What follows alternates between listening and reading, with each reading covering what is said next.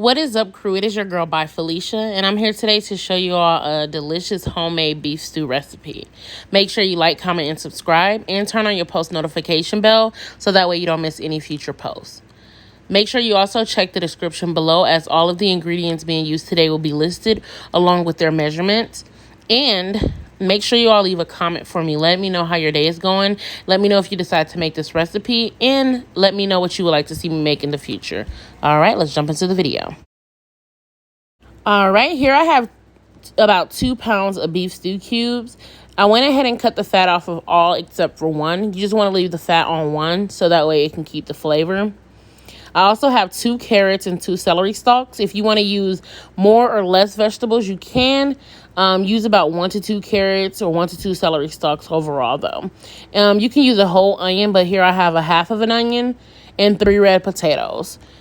Then I also have a half a cup of ketchup, 2 tablespoons of brown sugar, 2 tablespoons of W sauce, 2 teaspoons of salt, a half a teaspoon of thyme, 1 teaspoon of garlic powder and black pepper, 1 bay leaf. Then I have 3 cups of water mixed with 1 cup of broth and 4 tablespoons of flour. That's going to create the slurry that we're going to use later on in the video. And then later on as well, towards the end, I'll add a half a cup of peas.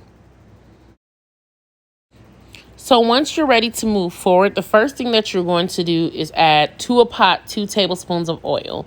This pot is going to be placed on a high heat because it is going to be used to brown your beef cubes. So you're going to go ahead and get those added in there individually. And once you have them all added, you can go ahead and jump over to the next thing, which is going to be creating the thickening agent, aka the slurry that we're going to make. So make sure you like, comment, and subscribe, and stay in tune with the video. All right, so here we have the 3 cups of water and the 1 cup of beef broth. And to that, you're going to add your 4 tablespoons of flour. You're going to go ahead and add the flour and stir until it becomes a milky, like coffee type of color. And you'll see what I mean here in just a moment. But once you've made it to this color, in this consistency, you want to make sure you go ahead and move that to the side and check back in on your beef cubes. All right, so now all of the beef stew cubes are done. I'm going to go ahead and cut the eye off because I'm going to get ready to add the additional ingredients. I'm going to get ready to start with 2 tablespoons of brown sugar. Following behind that brown sugar, I want to go ahead and get my half of a cup of ketchup added. So here I am just scraping all of that in. Behind that, I'm going to get ready to add my 2 tablespoons of W sauce. Leave a comment down below if you have an issue saying that word. I think it's pronounced Worcestershire. Let me know if I said it right or wrong.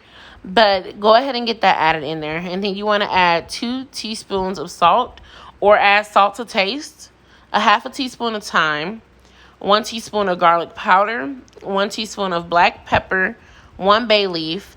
And I'm going to add my slurry after I've added all of that. Do keep in mind the ingredients that I did list off will be in the description below, and all of the measurements will be in there as well. The slurry that I'm using does contain, again, 3 cups of water, 1 cup of broth, and 4 tablespoons of flour. Once you have all of your ingredients added in, go ahead and stir very well. Use a plastic spoon because you're going to have to scrape the very bottom of your pot, as there is some residue left behind from the beef cubes.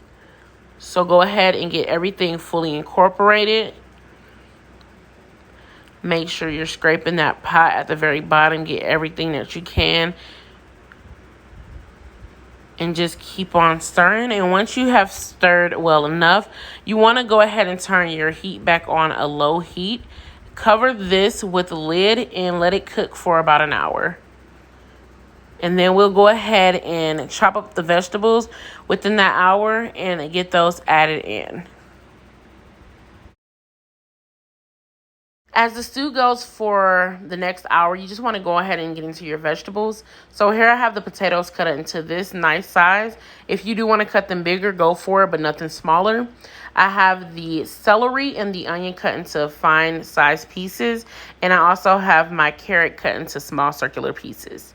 So So once you have this done and the hour has come to a closure, go ahead and get these added, and you're going to let this cook for about another 45 minutes to an hour. Now that the hour have passed, I'm going to go ahead and check on my beef stew. So I'm checking on the meat just to make sure it's nice and tender. And it is very tender. At this point, you can taste it, but I am going to leave it on for the additional 45 minutes to an hour that it's going to take for the vegetables to cook. So here I'm going to go ahead and add the celery, carrots, and the onion. Shortly after that, I'll go ahead and get the potatoes added. And for the potatoes, I'm just adding them in there at small quantities because I did have a little bit of water still left on them.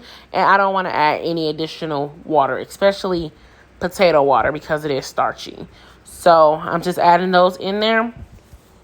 Once I have everything added in, I'm going to give it a nice stir so that way I can make sure all of the vegetables are coated within the stew itself. And then I'm going to go ahead and put the lid back on. It's going to cook for about another 45 minutes to an hour. I would strongly suggest to let it cook for the additional hour. But if you do have your vegetables cut as finely as I do, or in this small of a size, you can get away with 45 minutes. You just want to make sure that they're all at the right texture and that they're cooked well. So go ahead and get that stirred in. And then I'll check back in with you all once everything is done. All right, as you come to a closure on cooking your beef stew, make sure you add a half a cup of peas. If you add them at the beginning or in the middle of making this recipe, those peas will disintegrate. So make sure you add them at the very end. And then go ahead and get them all stirred in. And while you're adding that, you are going to eliminate something. And that something that you're going to eliminate is going to be your bay leaf. So you just want to go ahead and get that out of the pot. As you can see, it's sitting against the sidewall. It must have been ready to go.